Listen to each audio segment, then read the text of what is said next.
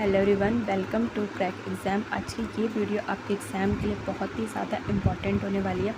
आप किसी भी कॉम्पिटिटिव या BEd exam, Jamia, DU, IPU, UP किसी भी बीएड एग्ज़ाम की प्रिपरेशन करें तो ये वीडियो आपके लिए है। आप थंबनेल देख के तो समझ ही गए होंगे कि सोशल साइंस के सिलेबस की वीडियो है।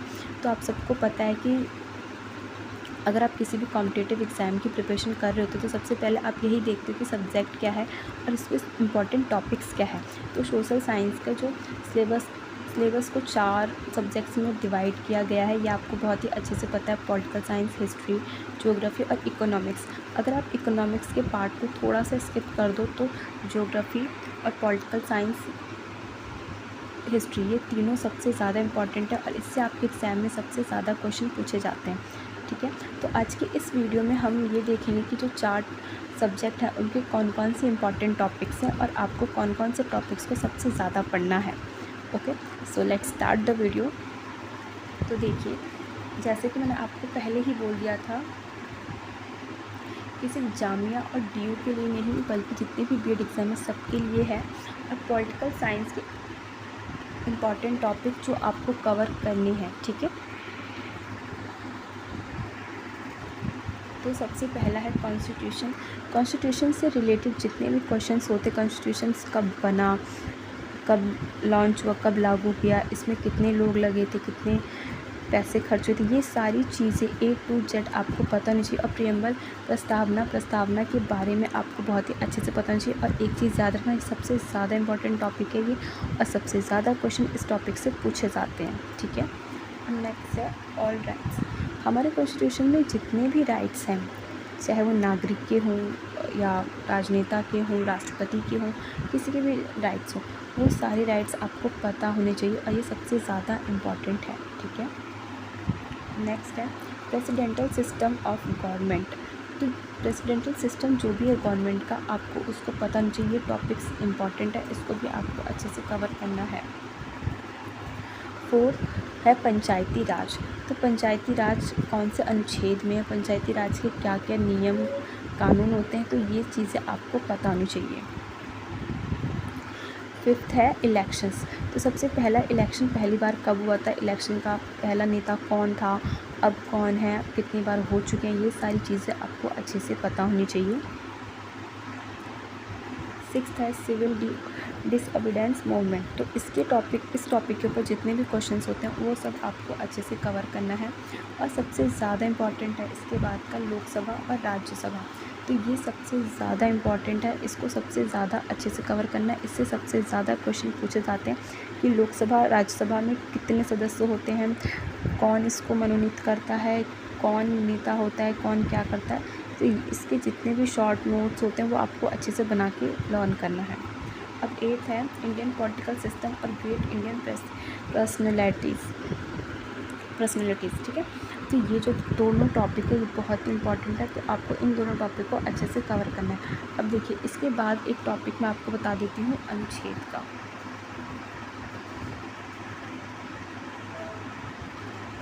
ये एक ऐसा टॉपिक है जो सबसे ज़्यादा आता है। इसमें मैंने लिखा नहीं है बट आपको इस टॉपिक को सबसे अच्छे से कवर करना है कि कौन से अनुच्छेद में क्या है, कौन से अनुच्छेद में क्या नहीं है, जो भी है। ठीक है, उसके बाद एक आता है मौलिक अधिकार। ठीक है, आपको इसको भी अच्छे से कवर करना है। ठीक है, उसके बाद आता है एक नीति निर्देशक तत्व। तो ये भी बहुत ही ज़्यादा इम्पॉर्टेंट है, इसको आपको अच्छे से कवर करना है। उसके बाद आता है एक और सबसे ज़्यादा इम्पॉर्टेंट टॉपिक है कि 42वां संशोधन। ठीक है, एक ये संशोधन और एक 44वां संशोधन, ये दोनों सबसे ही ज़्यादा इम्पॉर्टेंट है और इसमें सबसे इम्पॉर्टेंट है 42वां संशोधन। तो 42वें संशोधन से रिलेटेड जितनी भी चीज़ें हैं उनको आपको अच्छे से कवर करना है। और एक और चीज़ मैं बता देती हूँ, जितने भी टॉपिक्स हैं ज़रूरी नहीं है कि यही आप इनको ही पढ़ो, आपको इनसे अलग और भी पढ़ना पड़ेगा अगर आप गवर्नमेंट कॉलेज या गवर्नमेंट जॉब चाहते हैं तो। और इनकी सिर्फ समरी ही नहीं पढ़नी, इनको आपको फुल डिटेल में पढ़ना है, अच्छे से पढ़ना है। ठीक है,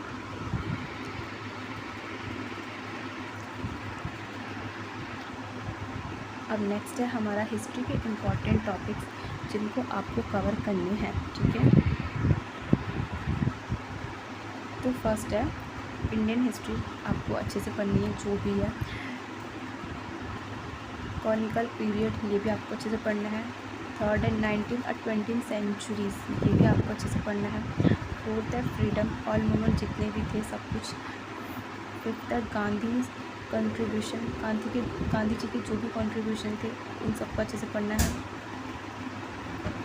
सिक्स्थ है एजुकेशन रिलेटेड इवेंट, इनको भी अच्छे से पढ़ना है। सेवन्थ, एट्थ और ninth pre British period, palaeolithic period और जर्मन हिस्ट्री। देखिए इसमें जितने भी हैं आपको 9 के 9 टॉपिक्स आपको अच्छे से कवर करना है। देखिए हिस्ट्री को 3 पार्ट्स में डिवाइड किया है, आपको अच्छे से पता है। तो हिस्ट्री के जो तीनों पार्ट्स हैं उनको अच्छे से पढ़ना है। और सबसे ज़्यादा मुग़ल साम्राज्य के ऊपर आता है, तो इसको भी आपको पढ़ना है। मुग़ल साम्राज्य में एक बाबर और दूसरा अकबर, और इसका सबसे ज़्यादा इम्पॉर्टेंट है पानीपत का युद्ध, ये जो है वो सबसे ज़्यादा आता है। और गांधी जी के जितने भी मूवमेंट हैं, तब नमक आंदोलन, भारत छोड़ो नमक आंदोलन, अब जितने भी आंदोलन हैं ये चीज़ आपको अच्छे से पढ़ना है, ठीक है। और मुग़ल काल में जो बुक्स लिखी गई थी, एक तो बाबर, अकबर, तो इनकी बुक्स के जो राइटर्स हैं इनके बारे में आपको पढ़ना रहेगा, ठीक है। और जो आधुनिक हिस्ट्री है उसको आपको अच्छे से पढ़नी, पियोलिथिक, न्यूलिथिक, सारी हिस्ट्री आपको अच्छे से पढ़नी रहेगी। हिस्ट्री में आपको कोई भी पार्ट डिवाइड नहीं करना, आपको सारे हिस्ट्री के जितने भी पार्ट्स हैं, जितने भी टॉपिक्स हैं उनको अच्छे से पढ़ना है, ठीक है।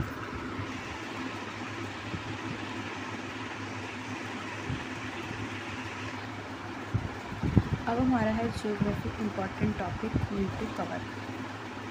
ज्योग्राफी के इम्पॉर्टेंट टॉपिक्स हैं जो आपको अपने एग्ज़ाम की प्रिपरेशन के लिए पढ़ने हैं। सबसे पहला time difference, types of vegetation and cultivation. Third है नेशनल पार्क। फोर्थ है अर्थ। फिफ्थ है माउंटेन रेंज। सिक्स्थ है population distribution. Seventh plant and fibre. Eight soil types and properties. Ninth है फॉरेस्ट रेन। 10 है रिवर्स एंड 11 है geography of India. तो सबसे पहले हम लास्ट से स्टार्ट करते हैं, ज्योग्राफी ऑफ इंडिया। देखिए इंडिया की जो भी ज्योग्राफी है, इंडिया मैप तो आप सबको पता है, तो आपको पूरा डिटेलाइज इंडियन मैप के बारे में पढ़ना है, उसका क्षेत्रफल कितना है और इसमें जितने भी स्टेट्स हैं ना उनका क्षेत्रफल कितना है और वो कहाँ से कहाँ तक फैला गया है, ठीक है। एक तो ये इंपॉर्टेंट होता है। दूसरा इंपॉर्टेंट ये होता है कि भारत की सीमा को कौन कौन से जो अदर कंट्रीज है वो टच करते हैं, जैसे पाकिस्तान, अफ़गानिस्तान, चीन, जितनी भी कंट्रीज़ हैं वो टच करती हैं, तो वो चीज़ आपको पता होनी चाहिए, ठीक है। उसके बाद है हमारा रिवर्स। तो इंडिया में जितनी भी नदियां हैं उनके बारे में आपको पता होना चाहिए। नदी कितनी बड़ी है, नदी की लंबाई, चौड़ाई, गहराई जो भी है वो कितना है वो पता होना चाहिए। दूसरा, नदी शुरू कहाँ से होती है और कहाँ पे आके ख़त्म होती है, और दूसरी जगह नदी जो ख़त्म होती है उसका नाम क्या हो जाता है, तो ये चीज़ आपको पता होनी चाहिए, ठीक है। उसके बाद हम करते हैं फॉरेस्ट रेंज। आपको ये भी जानना है कि पूरे इंडिया की ज्योग्राफी में फॉरेस्ट मतलब जितने भी जंगल हैं वहाँ पे बारिश आती है नहीं आती, इन सब चीज़ों के बारे में पता होना चाहिए। उसके बाद है सॉइल टाइप्स। तो देखिए जो सॉइल वाला है ये क्या है, देखा जाए तो कम ही इम्पॉर्टेंट है, बट इम्पॉर्टेंट है क्योंकि इससे क्वेश्चन जामिया बीएड में आया था 2022 में। काली मृदा के ऊपर क्वेश्चन आया था।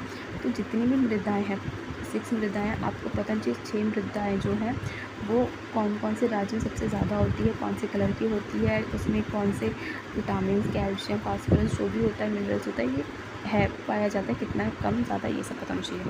उसके बाद है प्लांट्स एंड फाइबर, तो ये भी आपको पता होना चाहिए, ठीक है। और हमारे इंडिया में आपको तो पता ही माउंटेन्स बहुत ही अच्छे हैं, तो ये चीज़ भी पता चाहिए कि कौन से देश, कौन से राज्य में माउंटेन्स है, उनकी लंबाई कितनी बड़ी है। अब हम बात कर रहे थे नेशनल पार्क के ऊपर। देखिए हमें ये भी देखना है कि इंडिया में नेशनल पार्क बहुत ज़्यादा है, तो आपको पता चाहिए नेशनल पार्क कब शुरू हुए, कितने साल हो गए और किस लिए शुरू हुआ, तो ये सब आपको अच्छे से पता होना चाहिए।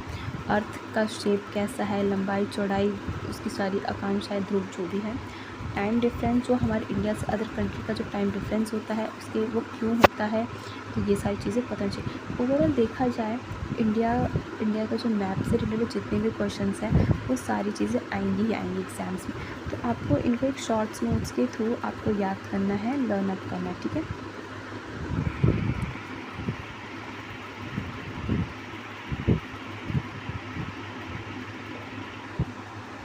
अब हमारा economics important topic need to cover, तब इकोनॉमिक्स के भी सिलेबस है।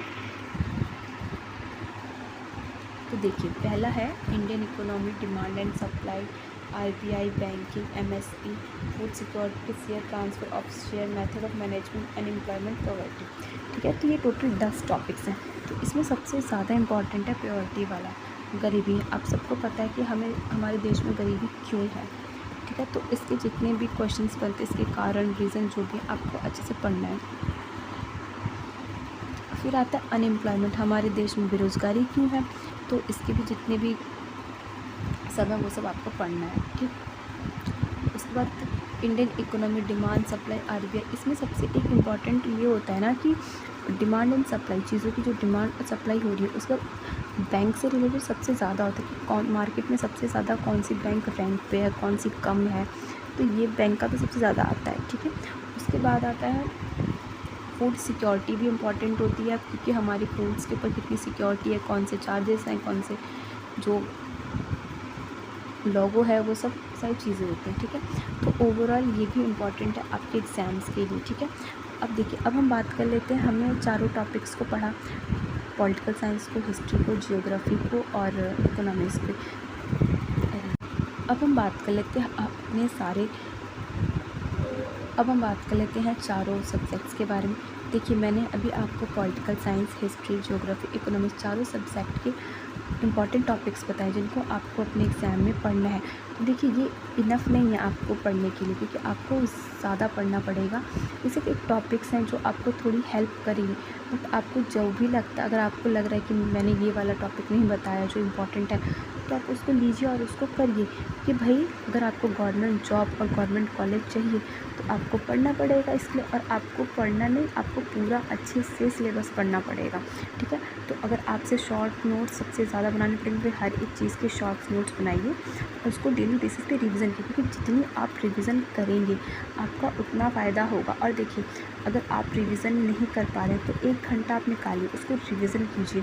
और जब आप मॉर्निंग में सुबह उठते हैं तो एक बार रिकॉल कर लीजिए, लाइक फ्रेश होते हुए, वॉक करते वक्त, कुछ भी करते हुए, ब्रश करते वक्त, ब्रेकफास्ट करते वक्त, आप रिकॉल कीजिए कि आपने लास्ट नाइट आपने क्या पढ़ा था, ठीक है। ऐसे करेंगे ना तो आपकी सारी चीज़ें आपको बहुत ही अच्छे से लर्न रहेगी, ठीक है। और जब एग्ज़ाम टाइम रहेगा ना तो आपको हर एक क्वेश्चन का आंसर बहुत ही अच्छे से आएगा, ठीक है।